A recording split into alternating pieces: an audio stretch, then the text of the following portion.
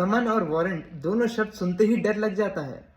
तो क्या होता है समन और वारंट और ये कहाँ दिया गया है और इन दोनों के बीच में डिफरेंस क्या है? बहुत से लोग कंफ्यूज हो जाते हैं इस चीज़ में। तो समन और वारंट चैप्टर 6 ऑफ BNSS के अंदर दिया गया है। फ्रॉम 63 टू 71 समन के बारे में बात करी है, फ्रॉम 72 टू 83 वारंट के बारे में बात की है।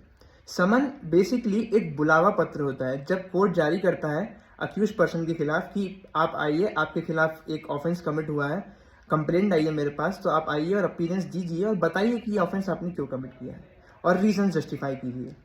वाइल वारंट क्या होता है? अधिकार पत्र होता है। अधिकार पत्र मतलब कोर्ट पुलिस ऑफिसर को अधिकार देगी कि जाइए और उस पर्सन को अरेस्ट करके लाइए मेरे पास, जब समन से को जो अक्यूज पर्सन है वो कंप्लाई नहीं करता। तो बेसिकली प्रोसीजर ये है कि पहले तो कोर्ट समन इशू करती है, देखती है कि अक्यूज पर्सन है जो आ रहा है कि नहीं, पर बाद में फिर वो वारंट इशू करती है कि अब तो ये समन का आंसर नहीं दे रहा है, तो वारंट जाइए लेके और उसको उठा के लाइए मेरे पास।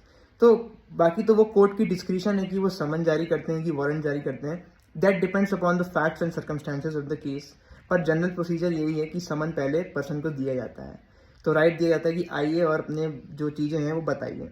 तो मेजर डिफरेंस तो ये है। और सबसे इंपॉर्टेंट डिफरेंस जो है, समन हमेशा डुप्लीकेट में होता है और वारंट हमेशा ओरिजिनली रहता है। डुप्लीकेट का मतलब एक कॉपी समन की अक्यूज से साइन करा के कोर्ट अपने पास रख लेगा अपने डॉक्यूमेंट्स में, और दूसरी कॉपी वो समन की अक्यूज को दे देगा। पर वारंट में ऐसा नहीं है। वारंट सिर्फ एक ही डॉक्यूमेंट है ओरिजिनल, जो पुलिस ऑफिसर को दिया जाता है, वो जाएगा और अपने जो अक्यूज पर्सन है उसको पेश करवाएगा मजिस्ट्रेट के पास। So that's the basic difference between summon and warrant. Thank you so much.